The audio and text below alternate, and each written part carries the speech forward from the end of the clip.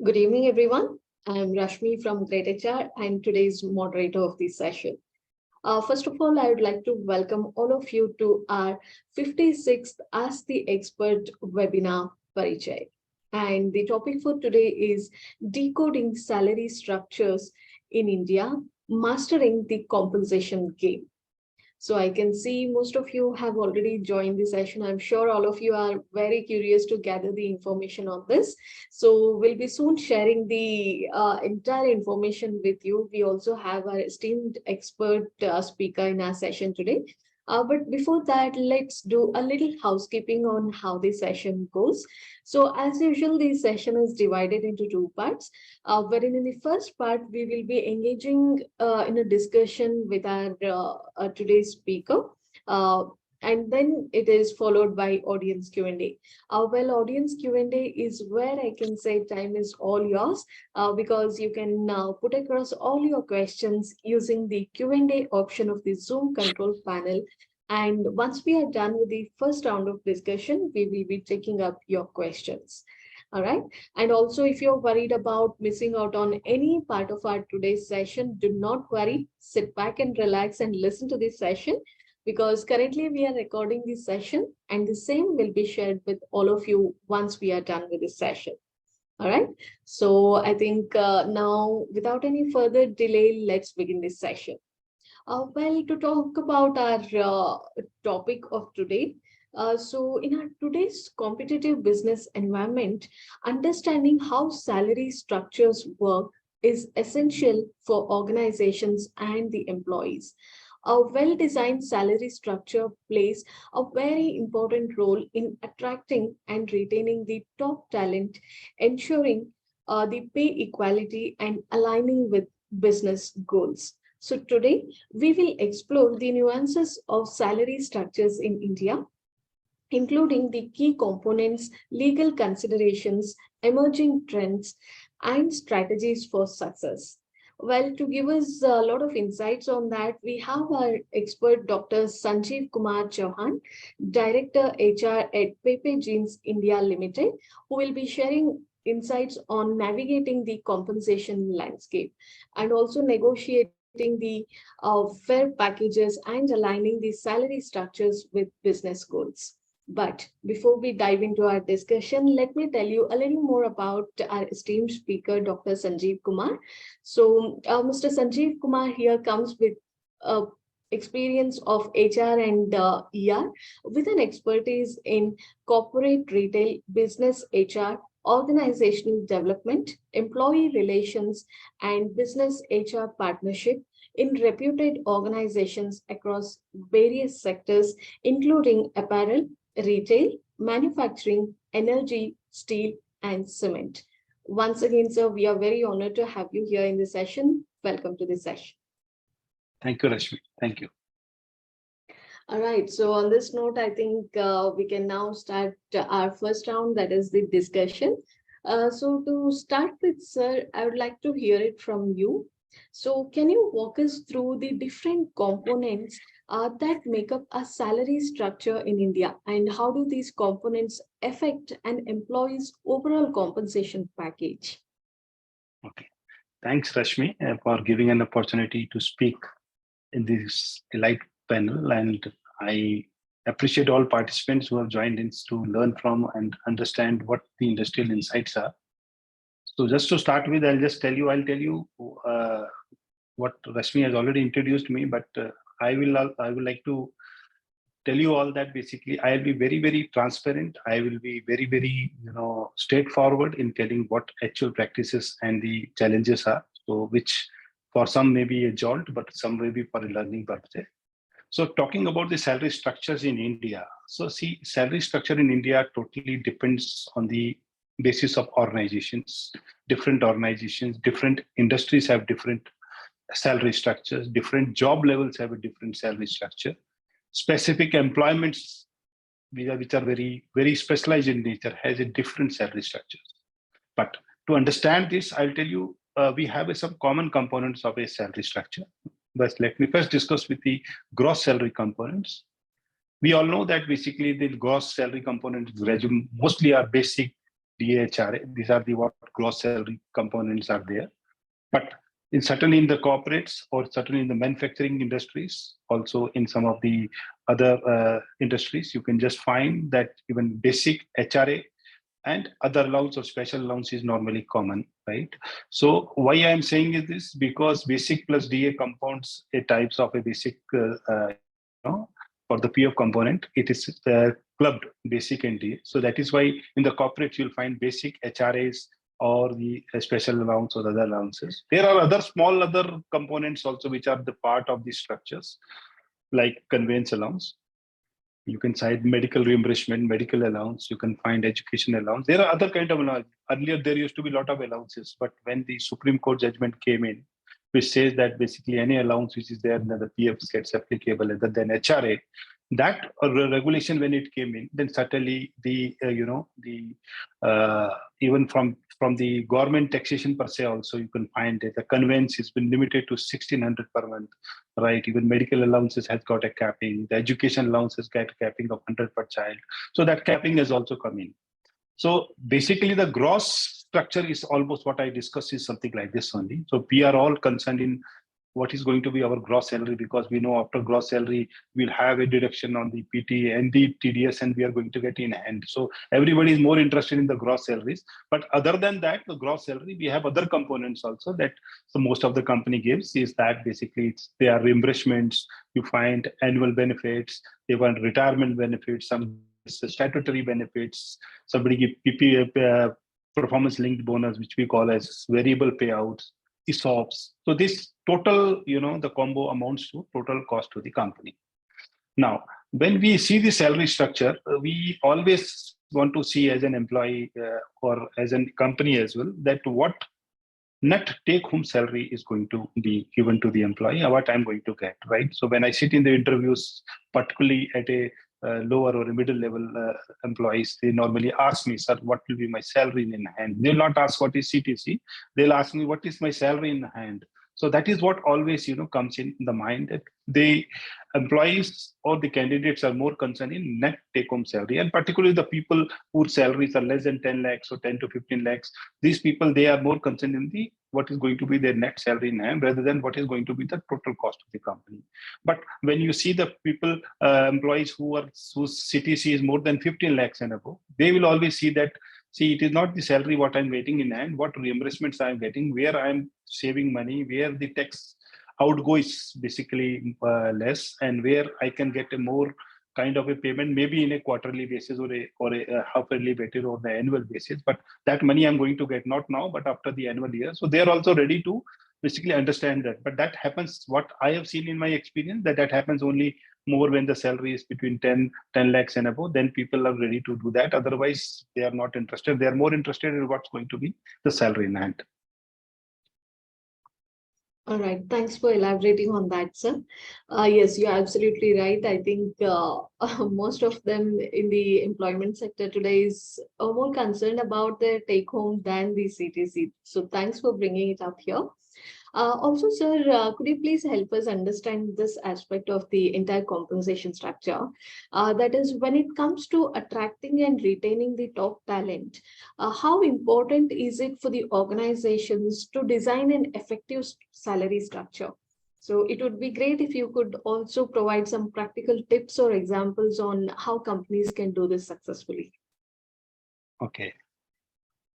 Rashmi, what I have seen that, every organizations have, the want to retain the top talents, and the top talents are, I think they vary from 20 to 25% in any organizations, right? And these are the old people who run the organizations. And I don't say that other people don't run, they are the people who are supporting them. But these are the people who change the environment, they change the organization, the levels and the performance.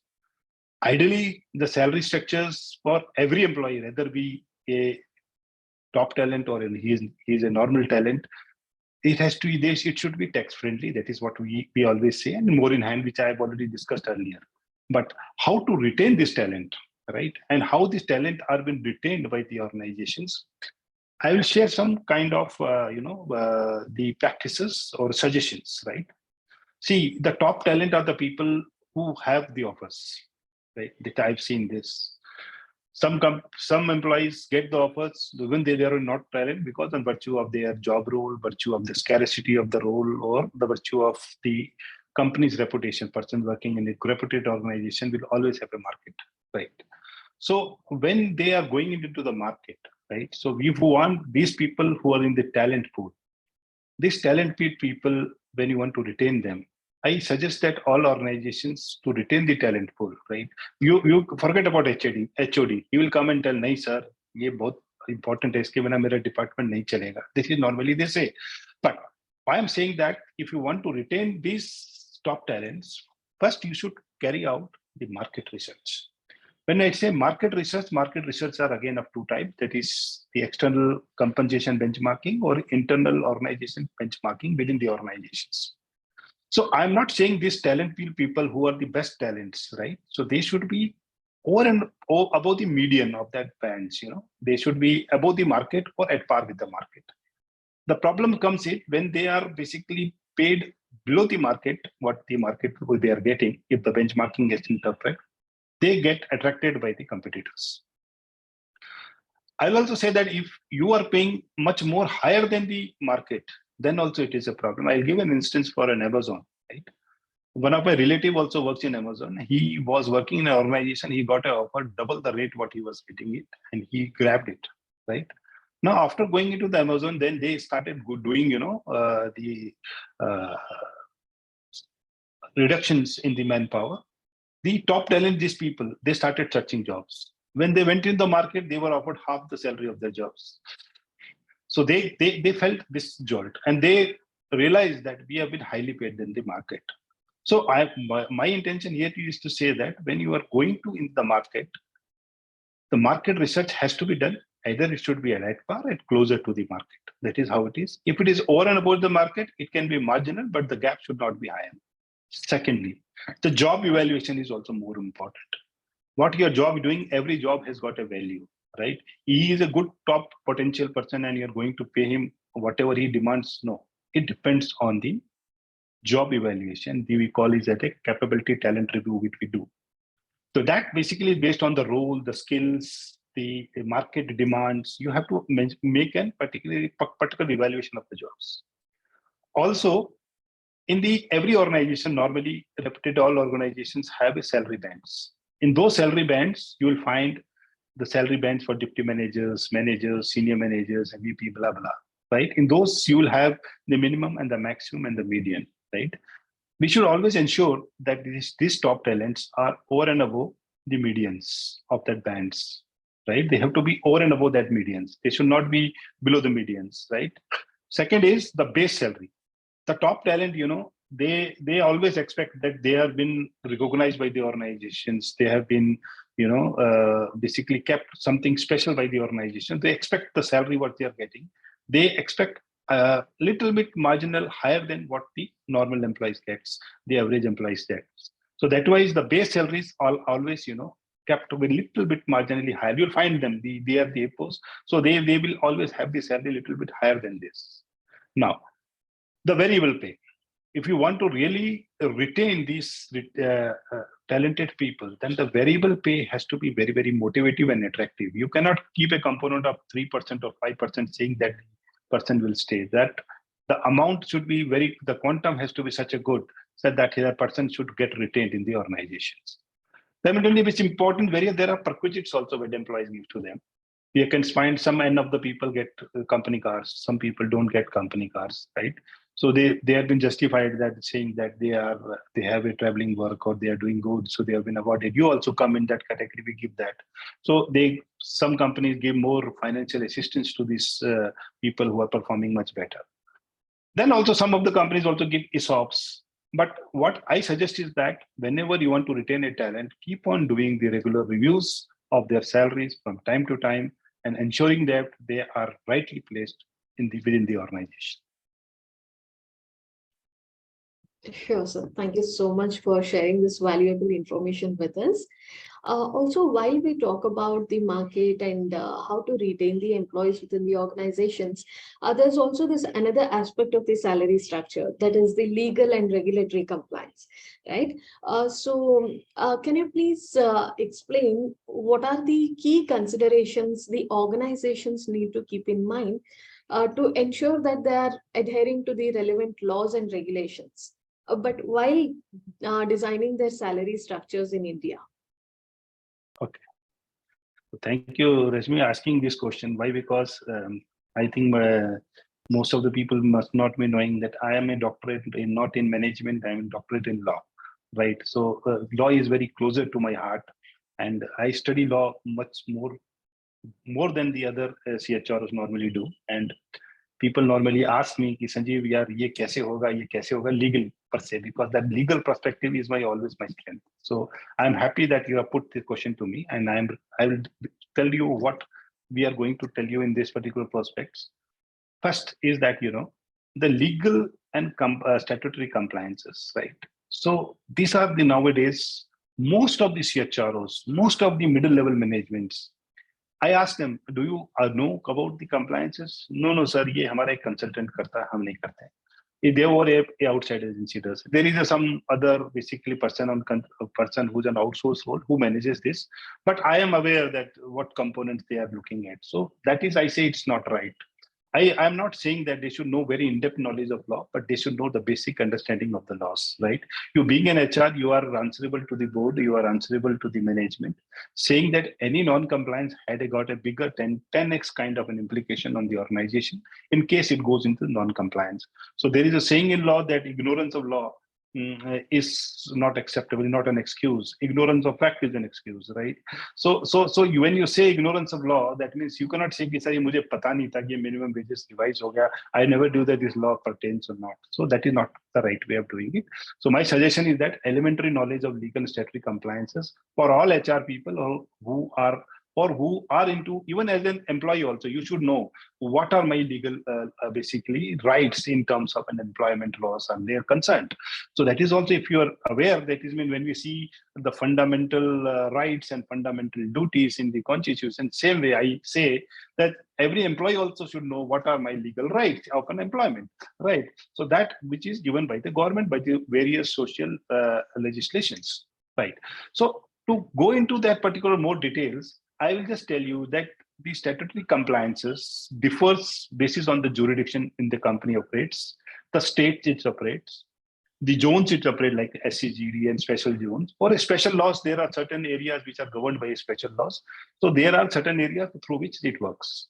Now, which are the main components or the common component which every employee or HR professional should know? They should know the minimum wages, right? So we talk about minimum wages, but most of us must not be knowing that there is a gap between what is the minimum wages and what is going to be the living wages, right? So that you have to not only understand that what are the requirement of the minimum wages, but also what are going to be the living wages. So when you are going to give a justice to the employees or the workers wherever you are working with, you should ensure that you should not only give them minimum wage, you should also give them a living wages so that they can live a good quality of life, because that is also there. But that doesn't mean that you give beyond your minimum wages, but you should also understand that government keeps on revising the minimum wages on the basis of the cost of living index, but that is done from time to time. So one is the minimum wages, and now also you can also understand the new wage code is coming by the central government. That will also have a greater impact on the salary structures, which says that basically the basic salary has to have 50%, and certain allowances are there. There are a lot of things because there's a different debate. But I'm saying that the employee has to understand that when the wage code comes in, it will have an impact, right? Positive as well as on the improvement side as well. Then comes on the OT times, right? Overtime, working hours, your standing order rules and regulations of the organizations. So when you are getting into this, most of the people don't know that they get double the wages they should get, how many hours they have to work. See, we work in the organization, we cannot say that I'll not work about beyond 8 hours or 9 hours.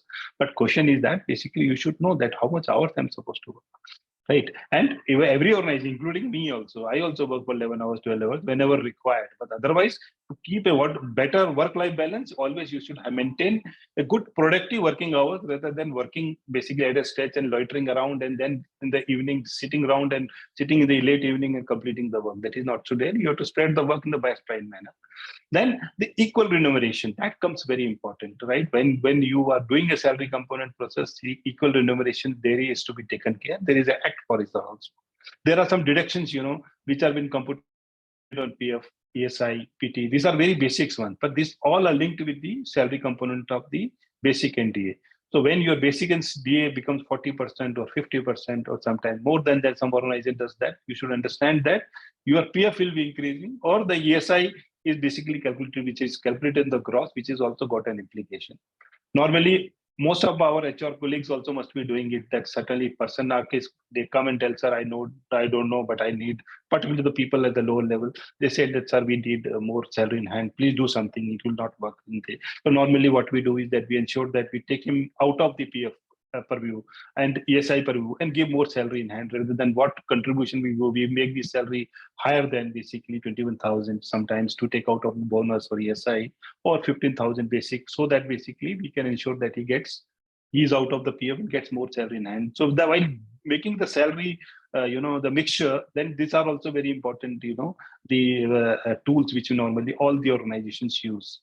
Then leaves and benefit. These are, a kind of a better kind of benefits which the employees get. So there are companies that, as per law, what you're going to get, but there are certain companies which gives maternity leave, sick leaves, birthday leave, marriage leave, So there are a lot of kind of leaves. So that also becomes, though they are not monetary, but it matters a lot. And last but not the least is the employment contract you have got. What kind of contract you have, employment contract you have. If you have got a regular employment, you have got a fixed term employment, you have got a part-time employment, or you are working as a consultant. So certainly the structure will be dependent and the tax saving will be different. Thank you. Thank you. Thank you so much for elaborating the entire thing for us. I'm sure this helps our participants a lot. Also, sir, moving forward, there's this aspect also when it comes to salary structure, that is ensuring the transparency and the fairness. All right. So according to you, what are some of the best practices that the organizations can adapt to promote the transparency and fairness in their compensation practices? See, to be very frank with you, every organization, can also bet for the larger organizations, the reputed organizations, the salary disparity, nobody wants to brings in, it comes in default, right? In order to, when you don't follow a process, then certainly the salary disparity and fairness basic issue comes in.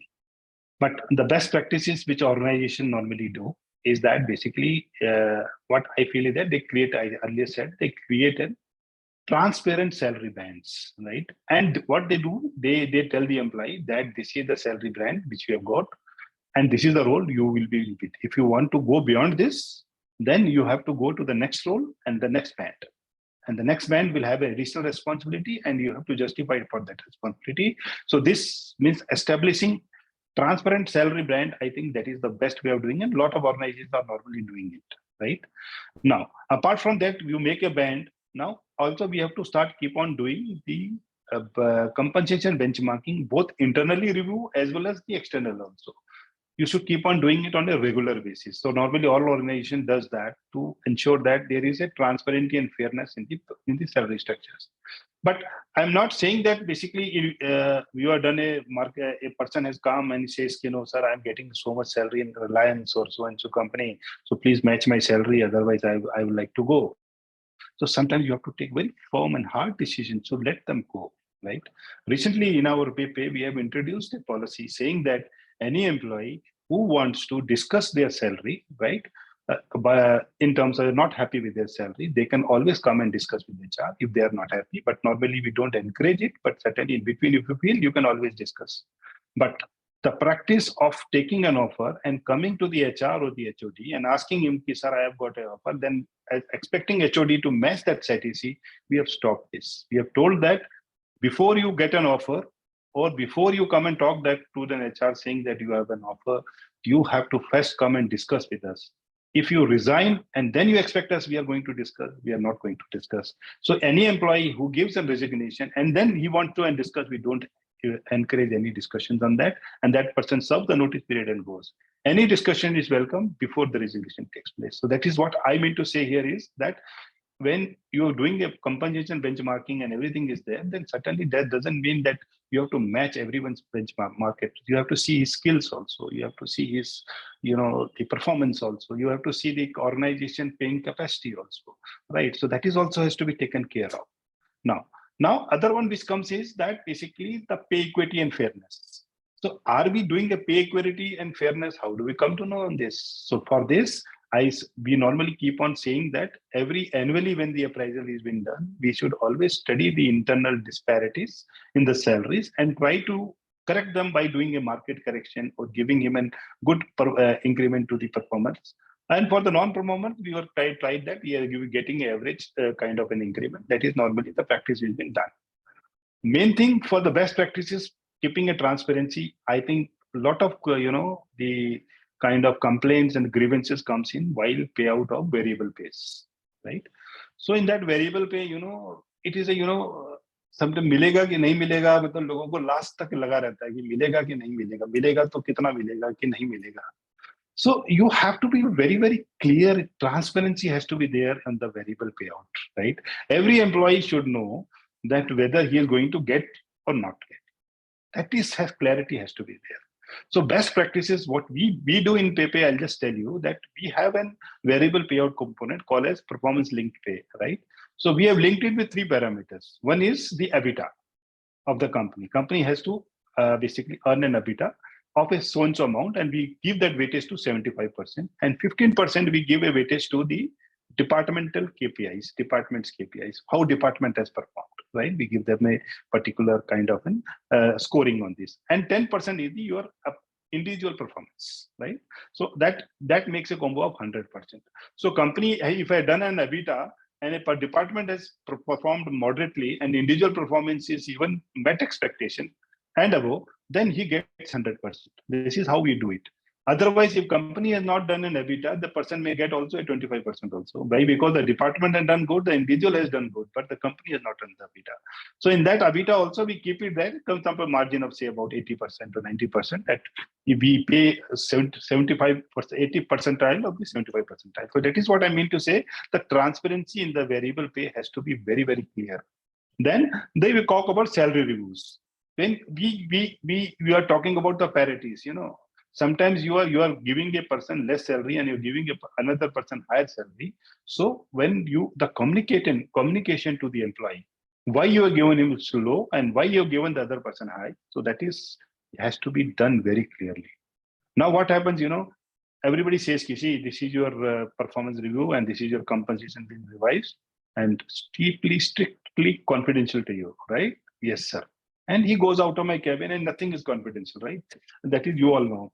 And blame comes to HR, कि HR ने leak किया होगा. But HR नहीं leak करता, वो खुद ही leak हो जाता है. And कम वे में भी, अपने friends circle खाते हैं, कब भी हो जाता है. Everybody knows whose salary is what they are getting, but it is not through HR, courtesy.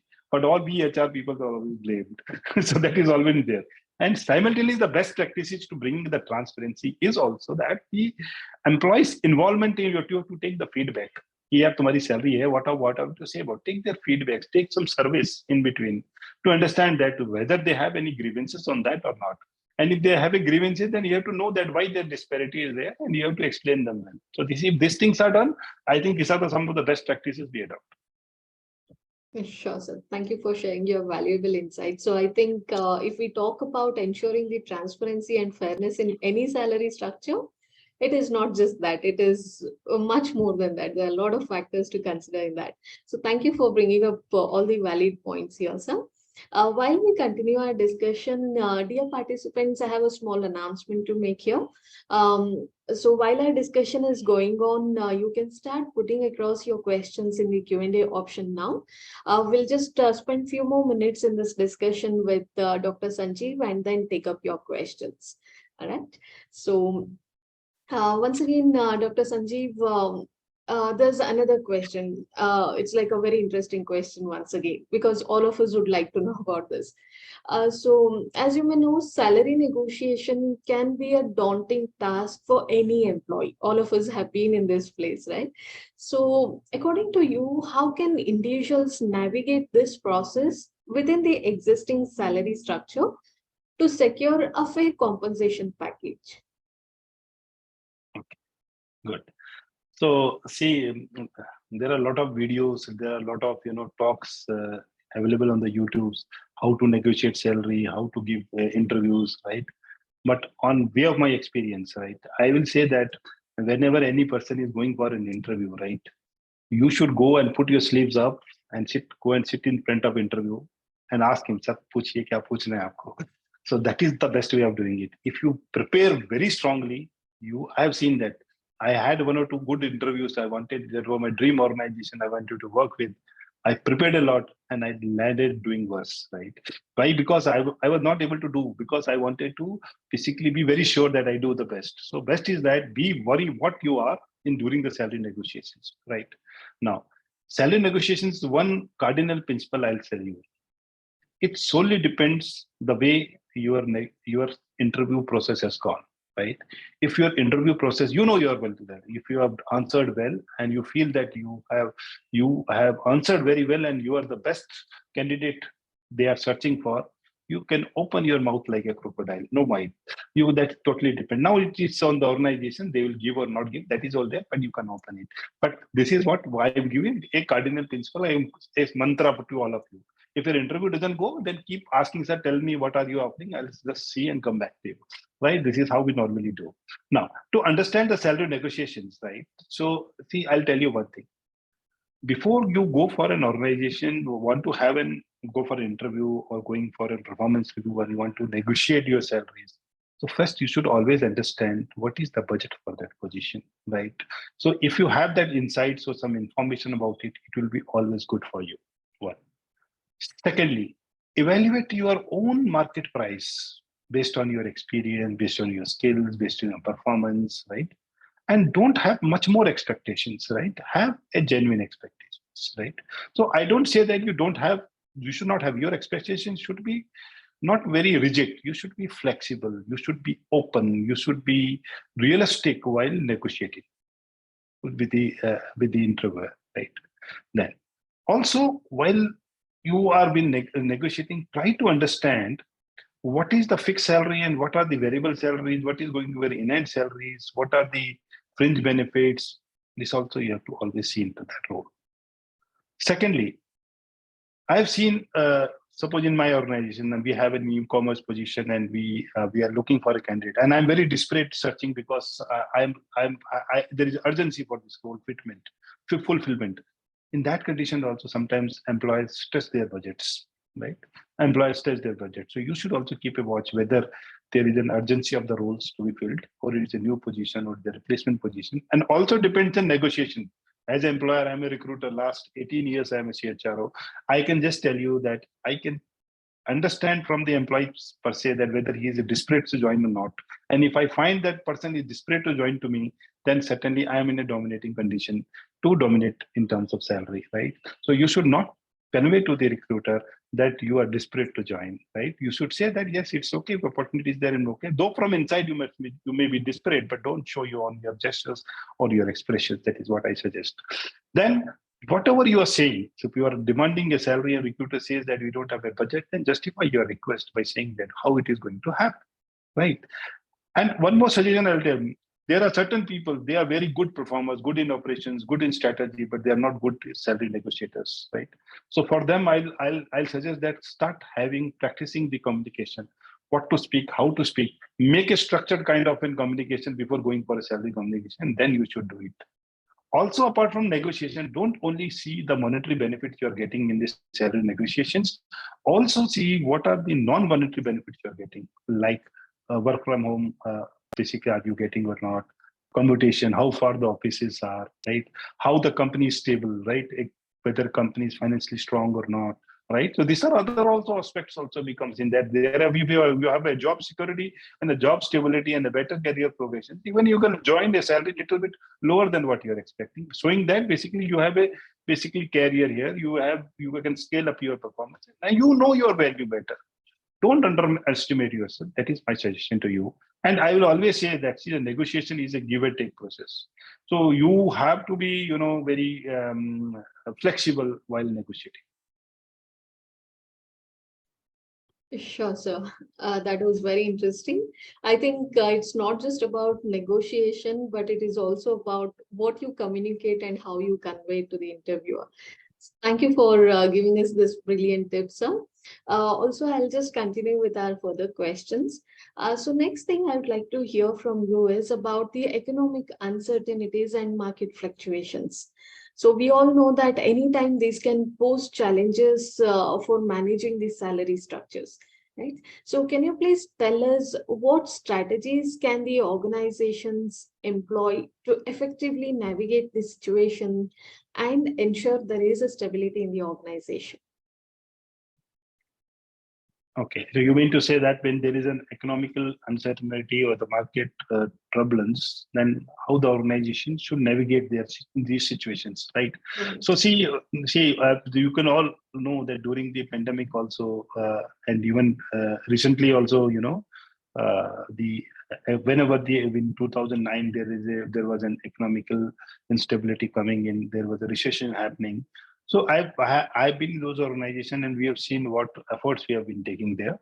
So I'll just suggest that basically whenever the economical turbulence comes in or volatile market is there, business situation there, the management, the CEO always looks onto the two expenses. One is marketing, another is the manpower cost. They will not focus on any other cost. These are the two areas where I can cut the cost, right? So manpower cost and the marketing cost. These are the two areas. Normally, usually our organization does this, right? I being the custodian of HR, so it's very tough for us to negotiate with the management case. We cannot do that, but certainly we have to align with the organization's requirements. So in that case, what I have basically experienced is that salary deductions sometimes happens in those conditions. They go for a stability conditions. But we feel that certainly during this tough condition, we should always go for reduction in the salaries. If required, if you are not able to do that, that has to be always in the progressive manners. Progressive manner means at the lower level, the salary deduction has to be very lesser, and the higher level, salary structure reduction has to be more. So we call it as a progressive salary cut. Right? That can be one of the strategies for which organization adopts. Second is the manpower optimizations, which you can do. You can see that where the roles can be combined, right?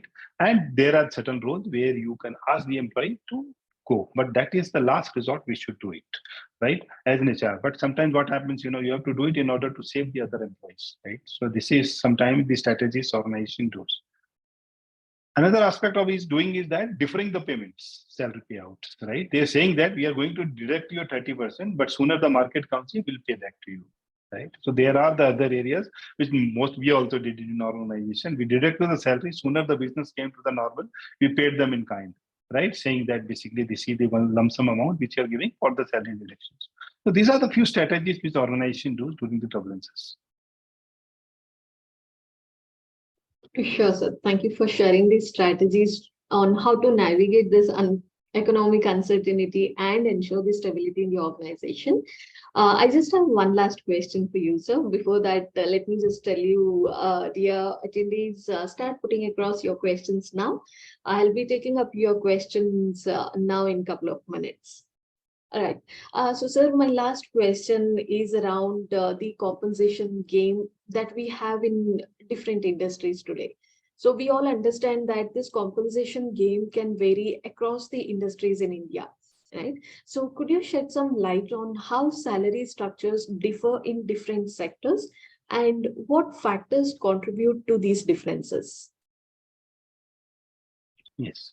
See, I rightly say that the salary structures and the salary game differ from industry to industry. I have happened to work on, the labor-intensive industries like energy and manufacturing, where basically there a lot of people, lot of worker category people are working. So certainly the main important aspect, with factors which influences these salary structures are basically, in case of manufacturing, is the mainly the union bargaining power. Right? So union, if they are strong unions and recognized unions, and they can bargain better, then the wage salary negotiations or kind of an influence happens a lot.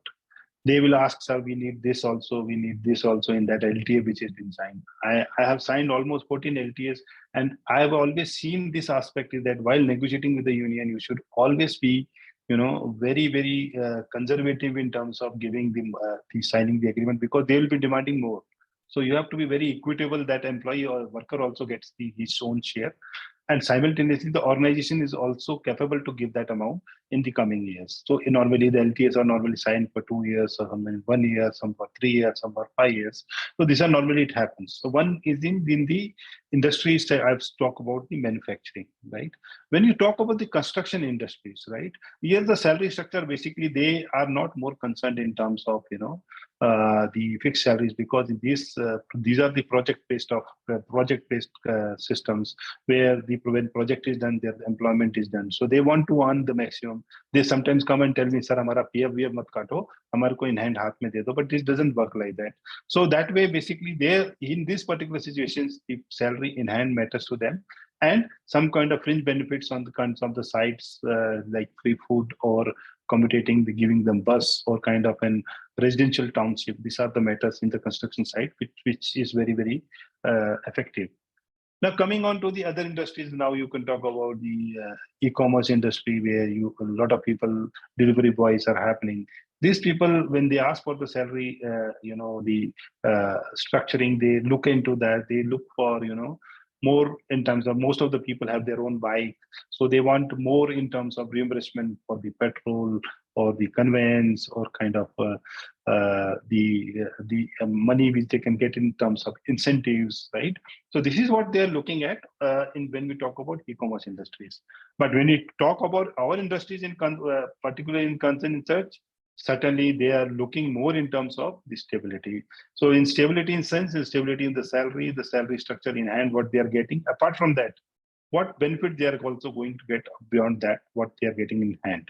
So there are various, the strategies with organizations differ from industry to industry.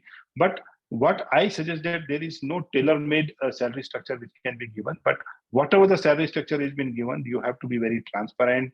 You have to be very compliant, and simultaneously ensuring that it is a win-win situation for the employer and the employer. Sure. So thank you so much for sharing the insights on that. Before we head towards the audience questions, I would once again like to thank you for such an insightful and knowledgeable session. And I'm also very sure that our audience has gathered a lot of information and details on this buzzing topic.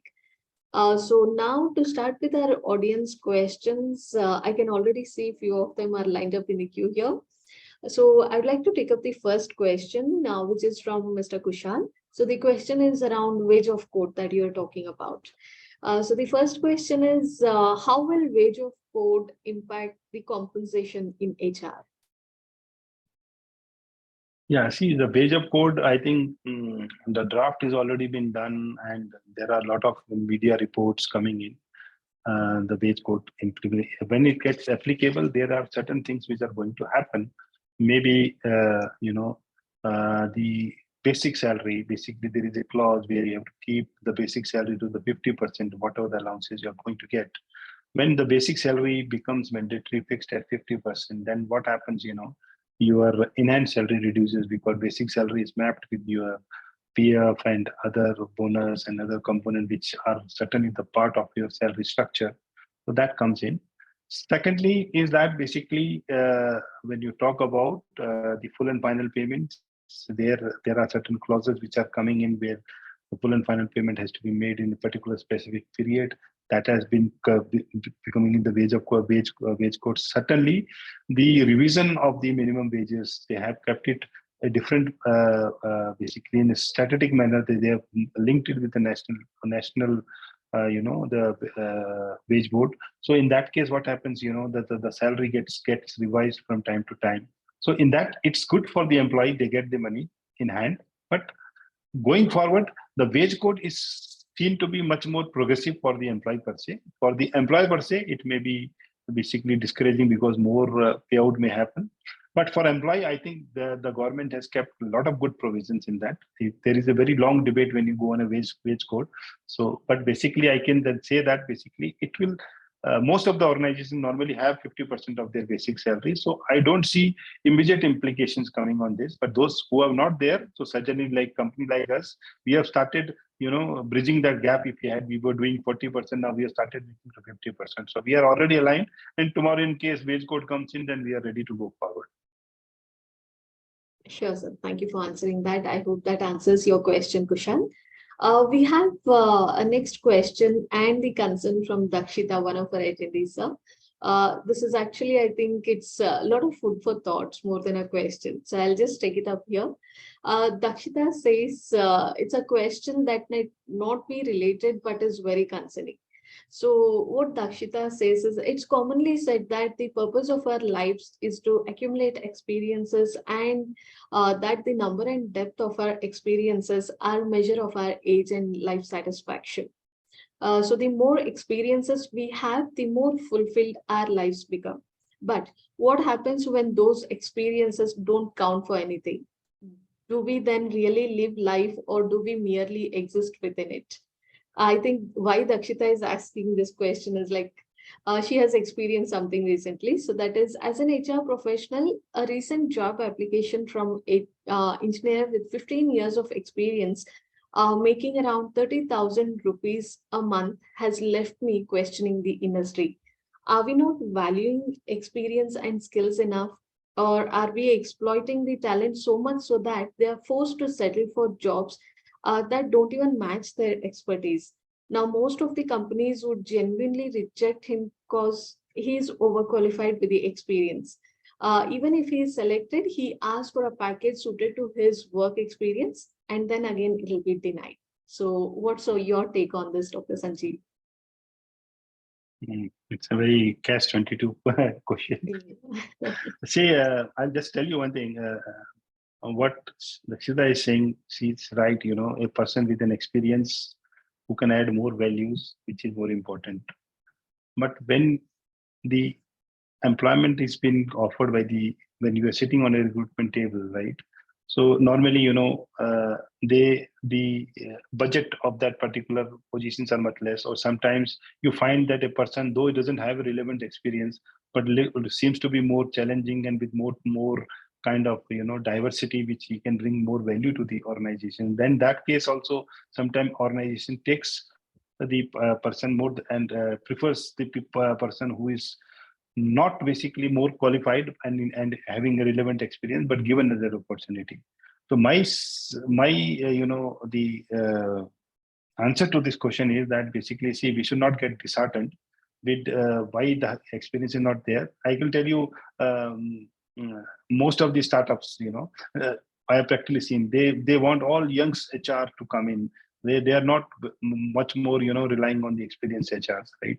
But some of them have burned their fingers, and somebody have experienced that the experience also is more important, right? So that is only the reason that now they are starting taking the veterans or people on consultancy basis. So she should also understand that basically experience is what nobody can snatch from you. Even the organization can give you a compensation which is not at par with your salary, but certainly experience always speaks. So that she should always keep in mind. Yes. Thank you so much for giving your responses for this, Dr. Sanjeev. I hope, Dakshita, this helps for you. And our next question is around bonus, sir. So the question is bonus mandatory for those who are having a salary higher than 21,000? No. Salary bonus is not mandatory. There are two types of bonuses. One is the statutory bonus, and the people and the company will give them a normal bonus for the business performance, right? So statutory bonus is basically today it is 21,000. Is that basically the ceiling is there already, and the person who are beyond that, it is not applicable. Yes, the bonus varies from 8.33% to 20%. So that depends on the available and allocable surplus which the organization has. There are some rules and regulations set up and set on is there, but gradually bonus is not mandatory for the people who are beyond 90. But normally what practice I have done in my previous organization, that bring a parity between the people who are getting, suppose a person is with the 21,000 salary and a person with 23 a person salary, ये 21 वाले को मिल रहा है, 23 वाले को नहीं मिल रहा है, so that is something is also sometimes wrong, bad. उसको मिलता है. So what we do is we give them in another form. We give the person 21,000, and in order to match them, we give them ex gratia, something like that. Right. So, but as far as the statutory compulsions are concerned, so you are not bound to pay beyond if you are basically the employee is beyond 21,000. Bonus is not mandatory. Sure. I hope that answers the question. Sir, we have next question from Kirti, which is around leaves and leave encashment. So Kirti's question is, we are a startup who is covered under Maharashtra Shops and Establishment Act, and we do not have any leave policy in place. But what they have is 24 CLs every year. And because of that, employees have accumulated a lot of leaves. So is it legally okay to announce that only 45 days will be carried forward and rest can be utilized by end of the year, like say 2023? Also, another question is from the next year, can we give leaves which is limiting to 18 EL plus 6 CL? Okay. So I hope it is for the stubbornness. There are, leave entitlement differs from whether it is the factory, whether it is the Stop Establishment Act, right? So there are some rules. 20 days working, one leave has been done. So my suggestion to will be that basically the casual leaves are not encashable. Only the earned leaves are cashable, right? So or privilege leaves, whatever you call that, they are only encashable. Now, for this encashable, what normally organization do is that to have a better work-life balance, certainly we should encourage employees to give their leave plans and ensure that they take the leave during the course of the year as per the business requirement, unless and until if it is a peak season, you can tell that basically the leaves can be limited, and basically in case of the long leaves, it can be given during the long seasons. Now, coming forward in terms of what she asked about whether it can be carried forward to 45, yes, the law says that you can do it for 45 days encashment is there, but we can also tell the employees that you can also exhaust it. We will carry forward it only when we are refusing you to give. Right. So that is how it is, right? Suppose an employee comes to me and asks me leaves. I say, no, we have an exercise coming and project going on. I cannot give you leave. In that case, it is justified, right? But otherwise, you should always encourage employees to take leave. And it always create a good, work-life balance also. And simultaneously, the employee also feels rejuvenated. So you should always ask, we normally ask in the month of January, ask the employees, give your leave plans, and we ask them to stick to the leave plans. Or if they have a change of leave plan, it should not get conflict with other leave plan people. One. Secondly, is that basically please try to understand, see, leave is not an entitlement, it is a privilege, right? So always this point has to be kept in mind, and employees should always be told that basically in case you want to carry it forward, you are only going to get when you are going to leave. And so basically, when you are quitting, you are going to get. So what we normally do is every employee, when he gets an offer, what he does is he immediately says कि sir मेरा 3 महीने का notice है, मुझे 1 महीने में छोड़ दीजिए. So what we do said, yes, you can do it, but subjected the 2-month recovery will be done from you. He says, sir, no, sir, ये तो बहुत बड़ा हो जाएगा. I cannot be able to do that. In that case, we said that we will adjust it from your leave encashment. Right, so your accumulated leaves may उसमें adjust कर सकूं. This is also one way of doing it, because see, leave encashment is a financial burden on the company. So you should ensure that it is only kept minimal. And more leave accumulations, you are creating a liability, future liability, and provisions for the company. Sure. I hope that answers. We have next question from our attendee Kushbu, sir. I think Kushbu is very curious to know about Ebitda that you just spoke about in our discussion previously. So Kushbu wants to know, what is this Ebitda? Yeah, okay. So when we talk about Ebitda, I don't know, most of the people in the commerce and the MBA or BBA students will understand. Ebitda means, is income before the income, tax, depreciation, and amortization. So this is what the net, the profit company makes after settling all the depreciation, taxation, amortizations. So your net profit company kitna banati hai. This is what the actual earning of the company is. See, there are vicious EBITDA also. You have got an gross profit also. But we talk in the layman's sense, this is the net profit, right? Which company takes into its kitty, right? So this is something we call it that EBITDA is a profit sharing model, right? So if company earns a profit, so it is distributing this profit amongst the employee by considering EBITDA, right? So if company has earned profit, right, then only it can give the basically the variable component payout, right? If the company has not earned much, right, or has run in loss, or it's not even at break even, then basically they are not obliged to pay this. So it is the responsibility of all the employees to ensure that the company gets into the EBITDA. Now it's in basically every function. So every function and each other function keeps on putting a pressure on this. So this EBITDA weightage can differ from organization to organization, but gradually these EBITDA are normally the basis on which the variable payments are paid out. Sure. So Kushbu, I hope that answers your question. Next question is from Dakshish. So the question is, can you please help us understand what are the components to be covered under minimum wages in gross salary?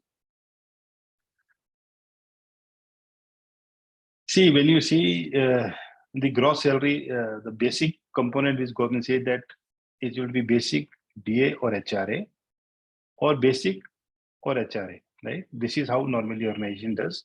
If there is a notification in organization that DA has to be kept this much amount, then you have to keep a DA as a component. Where there is no, in Maharashtra, there is no component obligatory on the corporate to keep DA as a component. So basically people keep basic, HRA and other allowances, right?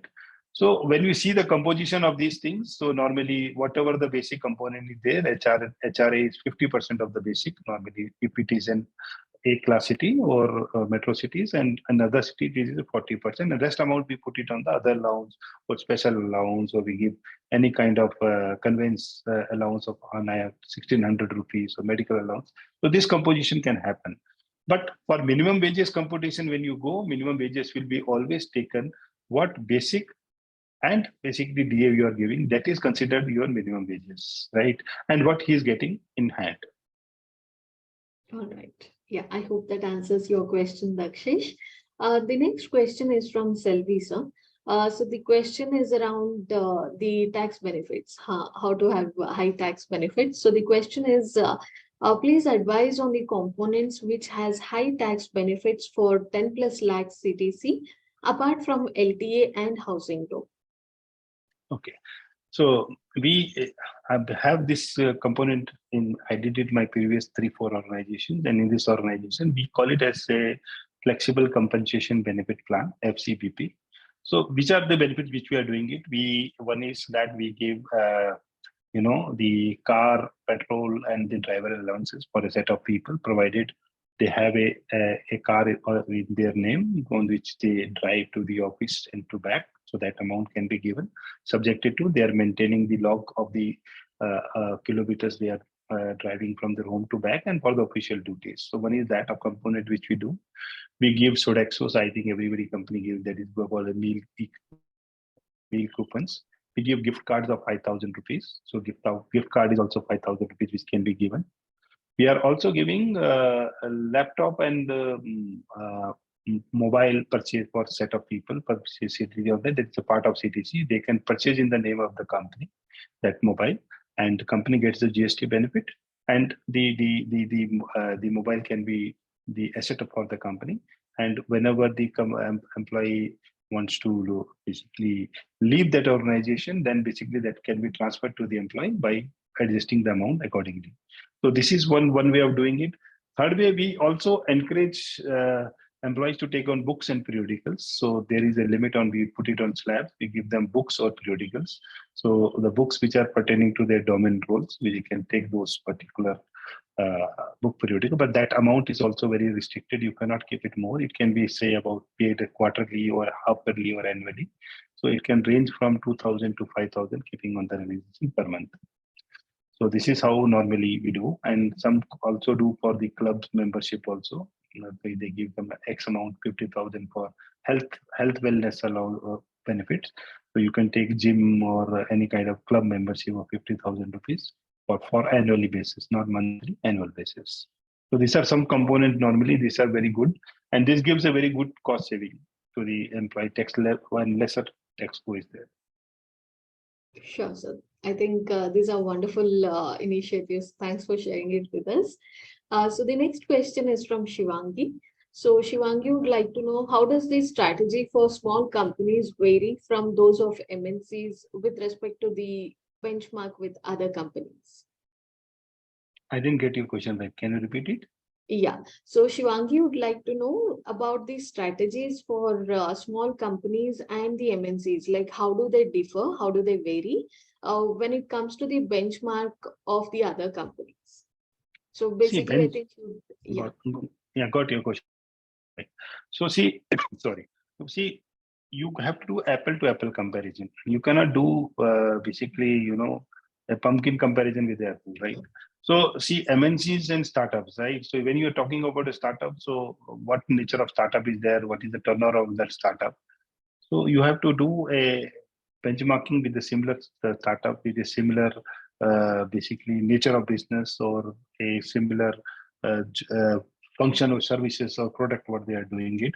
So that has to be there comparison to the between a startup. When you're talking about an MNC, so today if we start going for a comparison as a Pepe, we will be doing with Levi's, we'll be doing with UVC, we'll be doing with the Reliance or the Aditya Birla. So these are the brands on which we will be doing it. So you should always go with your similar size of the business. You cannot start comparing a company or a brand which is much higher value than the right, and which is not. That is also not, because this will create a different benchmarking. So selecting the right, the industries and the right companies for the benchmarking is the key for the correct and closer benchmarking. Otherwise, you will end up either paying low or paying high. sure, absolutely. Thank you so much. So the next question is from Darshan. So Darshan would like to know, what is your opinion on impact of the floor wages and also the gratuity settlement, which is around the new rules as per the Code of Wages Act? Okay, he's talking about the floor rates, right? The floor Yeah. rates, certainly there is a committee which decides on these floor rates, and these floor rates are going to be a little bit marginally higher than what the minimum wages, what we are doing, because the parameters done by the advisory committee will differ. In terms of the gratuity, right? So the gratuity, basically, if there are some rules getting changed in wage code, they're saying that gratuity is going to be payable every year or on that basis.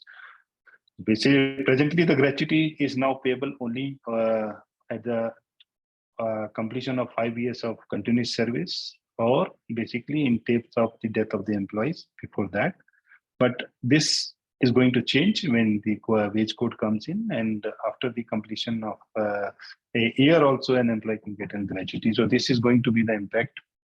This is going to be the impact with the wage code gratuity component. Sure. Also, dear attendees, we would love to take up all your questions, but due to interest of time, we may have to skip few of your questions. But please don't be disappointed. We will definitely get back to you with all your questions. So I can already see I have taken up extra 3 minutes of yours. So due to interest of time, I'll just be taking up a couple of more questions before we conclude the session. So Dr. Sanjeev, I hope that's okay with you. Another 2 or 3. Sure. Yeah. All right. So the next question is from Jeevan. So the question is, how much percentage of basic and HRA should be there in the total CTC according to the law in market research industry? See, now it depends on where the market research company is based, right? If it is based in the metro cities, it will be 50% of your gross salary. The basic salary will be 50%. If it is not based in the metro cities or the non-metro cities, then the basic will be 40%. So also, or minimum wages, whichever is higher. That is also very important to understand, right? So when you are setting up a basic, you have to see whether it is a basic 50% or basically, see, even 50 and 40%, and what I'm saying is basically that is also computed for HRA also, right? But normally the organizations keep 50 or 40 as a basic. This is the normal corporate cultures or organization cultures. But see, the minimum wage says that the basic salary has to be 50% or 40% or the minimum wage, whichever is higher. So suppose and a 50% comes down to 7,000 and the minimum wage is 10,000, then the basic has to be 10,000, not 7,000. So this is an event as part of HR is concerned, which I already said, metro city is 50 and non-metro city is 40%. All right. Of basic, right? Not of gross. Yeah. Yeah, absolutely. Thanks for clarifying that, sir. Next thing, we have one quick question from our attendee, Sadaf. So the question is there any other solution instead of downsizing? Solution for downsizing.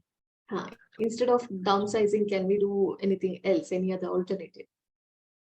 You can give them a sabbatical break, one. Second is basically you can ask them to take a deferred salary. That is one way there. Thirdly is that basically see, downsizing is always in my almost 3 decades of my experience in HR. What I have felt is I made one diary. When I have been asked the people, there are 2 types of separation of employee. Voluntary and involuntary, right? So wherever the involuntary separation happens, where HR asks the employees to go, I always mention the name of the person. Ye mere se guna ho gaya. Yeah, that is what I say. This is what guilt has happened because my role is such. So see, no HR is happy to go for a downsizing. It is only the organizations, the compulsions, right, which makes them, and also not organization compulsion. In order to save some, you have to basically let go some, right?